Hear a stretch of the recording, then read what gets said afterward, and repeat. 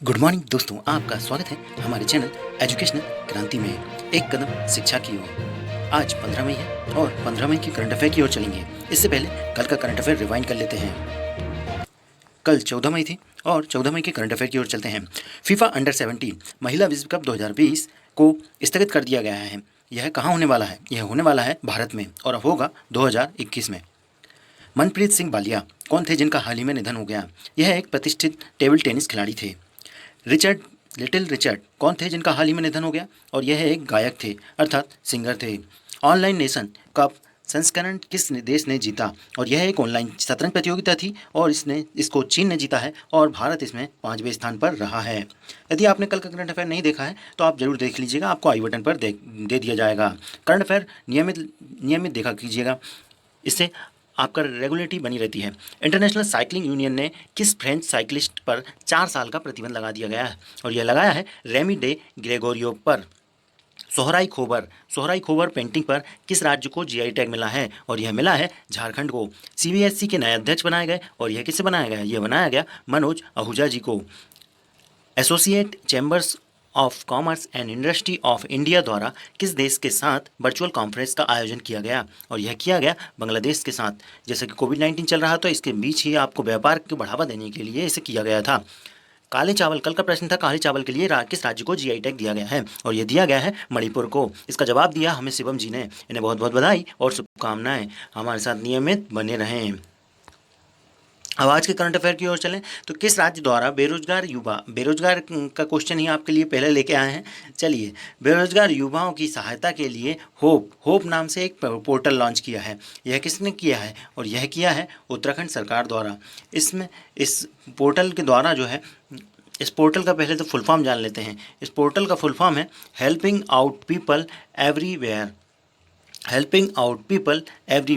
इसके द्वारा जो है जितने वहाँ के नौकरी के अवसर को उपलब्ध कराने में सहायता करेंगे उत्तराखंड सरकार। और साथ ही जो है इसके द्वारा युवाओं के डेटा को इकट्ठा किया जाएगा, जिसके द्वारा उन्हें रोजगार और कौशल विकास दिया जा सके। किसको किस प्रकार के कौशल विकास की ज़रूरत है, किसको किस प्रकार के रोजगार की ज़रूरत है, उस प्रकार से डेटा इकट्ठा कर उनको रोजगार दिया जाएगा। और बाद में इस योजना को मुख्यमंत्री स्वरोजगार योजना से जोड़ दिया जाएगा। उम्मीद है आप समझ गए होंगे। अब आप जान लेते हैं, उत्तराखंड की बात हुई है तो उत्तराखंड के जो सीएम हैं वो हैं आपके त्रिवेंद्र सिंह रावत और राज्यपाल हैं बेबी रानी मौर्य। और उत्तराखंड की राजधानी है देहरादून। अब चलते हैं अगले क्वेश्चन की ओर। भारतीय पुरातत्व सर्वेक्षण के नए महानिर्देशक किसे बनाया गया? और यह बनाया गया है बी विद्यावती जी को, जिनको आप फोटो में देख सकते हैं, बी विद्यावती जी। और हाल ही में ही जो है एक और यूपीएससी की सचिव बनाई गई। यह किसको बनाया? यह बनाया है विसुधा मिश्रा जी को। इनको रमेश गुप्ता जी की जगह विसुधा मिश्रा जी आ गई हैं, जो कि यूपीएससी की सचिव बनाई गई है। और हाल ही में ही कर्मचारी राज्य बीमा निगम के सचिव बनाए गए राजेंद्र कुमार जी को। और कुछ पुराना करंट अफेयर रिवाइंड कर लेते हैं। सीबीएसई के नए अध्यक्ष बनाए गए थे मनोज आहूजा जी और नवीनीकरण ऊर्जा मंत्रालय की सचिव बनाई गई थी इंदु शेखर शर्मा। आगे चलते हैं।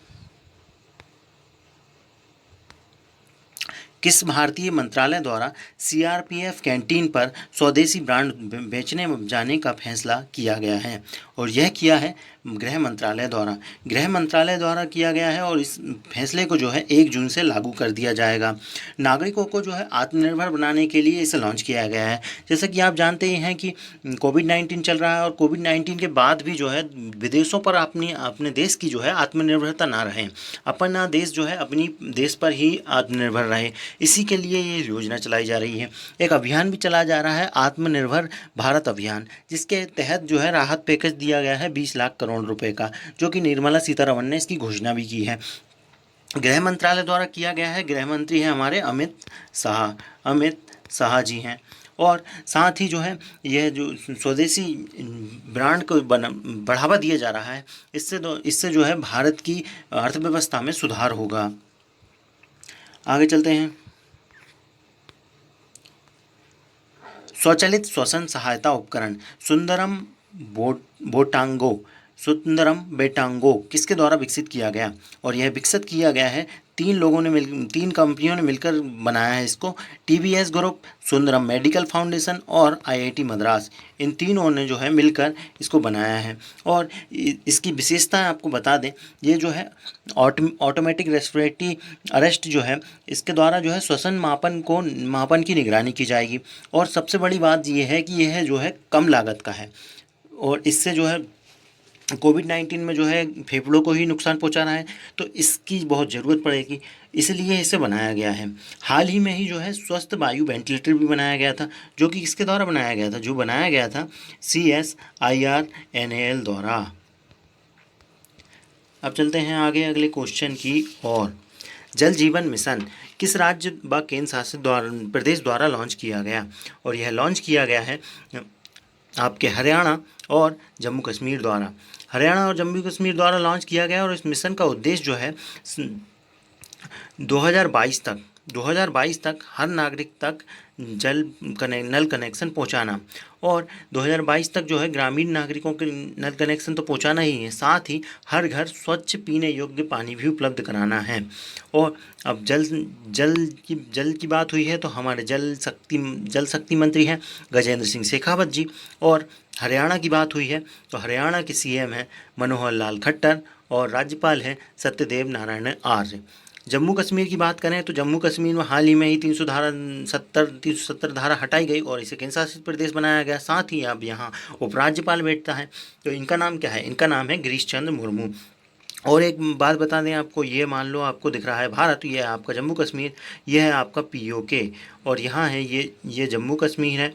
और इसी जम्मू कश्मीर के ये जो POK है, यहाँ पर हाल ही में मौसम की भविष्यवाणी के लिए भारत ने बोला था। अब इस जगह की मौसम की भविष्यवाणी भी भारत करेगा, जिससे कि पाकिस्तान घबराया हुआ है। अब चलते हैं आगे। न्यू डेवलपमेंट बैंक ने भारत की सहायता के लिए कितने डॉलर का ऋण मंजूर किया है? और यह मंजूर किया है $1 बिलियन। $1 बिलियन का ऋण मंजूर किया है। और यह ऋण क्यों मंजूर किया गया है? क्योंकि जो है कोविड-19 चल रहा है, कोविड-19 के कारण सभी अर्थव्यवस्थाएं गिर रही हैं, और साथ ही जो स्वास्थ्य संबंधी ज़रूरतें हैं उनको पूरा करने के लिए यह ऋण लिया गया है। अब जो न्यू डेवलपमेंट बैंक है, यह ब्रिक्स देशों के द्वारा बनाया गया है। इसके अध्यक्ष जो हैं वर्तमान में KB कामत जी हैं। और साथ ही जो है हाल ही में ही जो है US के CDC centre for disease control and prevention द्वारा भारत को सहायता राशि दी गई। कितनी दी गई? यह दी गई है $3.6 मिलियन।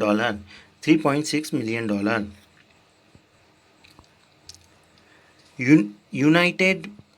यूनाइटेड वी फाइट नामक एक गाना लॉन्च किया गया है। यह किसके द्वारा लॉन्च किया गया? यह लॉन्च किया गया है भारतीय संस्कृति संबंध परिषद द्वारा। इस गाने को जो है इसलिए लॉन्च किया गया है ताकि कोविड-19 के प्रति जो है जागरूकता फैले, और साथ ही जो है एकजुटता, सभी देश जो है मिलकर इसके लिए लड़ पाएँ। कोविड-19 से लड़ने के लिए जो एकजुटता का संदेश है वो देने की इसके द्वारा कोशिश की गई है। और साथ ही जो है विदेश मंत्रालय ने इस गाने को पूरी दुनिया को समर्पित कर दिया है। विदेश मंत्रालय की बात हुई है तो विदेश मंत्री हैं S जयशंकर जी, और इस गाने को जो है इन प्रतिष्ठित गायकों ने द्वारा गाया गया है। चलते हैं आगे अगले क्वेश्चन की ओर। हाल ही में किसके द्वारा आरोग्य सेतु ऐप को अनिवार्य कर दिया गया है? और यह अनिवार्य किया है भारतीय रेलवे द्वारा। आप जानते ही होंगे हाल ही में जो है भारतीय रेलवे अर्थात ट्रेन जो है शुरू होने वाली है, और इसमें क्या होगा, बहुत सारे यात्री जाएंगे। तो ये जो आरोग्य सेतु ऐप है, इस ऐप से द्वारा जो है ट्रैक हो जाएगा। कोई भी व्यक्ति जो है आरोग्य सेतु ऐप जिसके पास इंस्टॉल है, वो व्यक्ति यदि किसी व्यक्ति के पास आता है तो उसको जो है सायरन बजने लगता है, ऑटोमेटिक पता चल जाता है कि आपके इस एरिया में कोविड-19 संक्रमित कोई ना कोई व्यक्ति है। और इस तरह जो है भारतीय रेलवे के बोगियों में यदि कोई भी कोविड-19 संक्रमित व्यक्ति बैठेगा तो वो जो है सायरन बजेगा, जिससे कि वो पता चल जाएगा कि ये कोविड-19 संक्रमित है। इससे ये कोविड-19 के संक्रमण को रोक पाएंगे कुछ हद तक।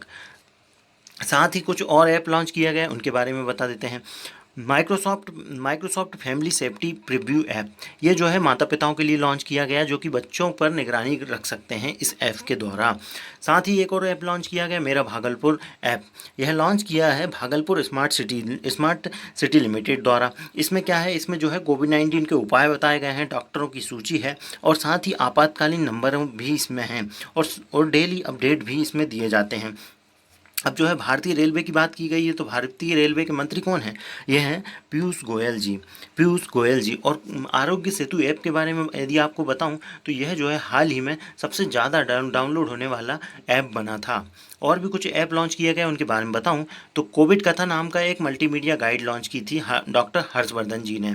और आत्ममित्रा यह लॉन्च किया था कर्नाटक सरकार द्वारा। आयु और सेहत साथी ऐप यह लॉन्च किया गया था राजस्थान सरकार द्वारा। और स्वयं ऐप यह लॉन्च किया गया था पुणे म्यूनसिपालिटी कॉरपोरेशन द्वारा। रक्षा सर्व ऐप यह लॉन्च किया छत्तीसगढ़ सरकार द्वारा। क्वारंटाइन ऐप यह लॉन्च किया था IIT द्वारा। ऐसे ही बहुत सारे ऐप लॉन्च किए गए हैं। आगे चलते हैं।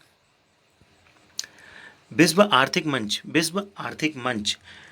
वर्ल्ड इकोनॉमिक फोरम द्वारा वैश्विक एनर्जी ट्रांजिशन इंडेक्स 2020 की रिपोर्ट जारी की गई और इसमें भारत को कौन से स्थान पर रखा गया है? इसमें भारत को रखा गया 74वें स्थान पर रखा गया है। और साथ ही जो है भारत जो है 2015 से इस रिपोर्ट में बहुत ज़्यादा अच्छा कर रहा है। और इस रिपोर्ट में जो है आर्थिक विकास किया गया है भारत ने, और ऊर्जा की सुरक्षा के लिए भी कार्य किए हैं और साथ ही पर्यावरणीय स्थिति के लिए भी काम किया है।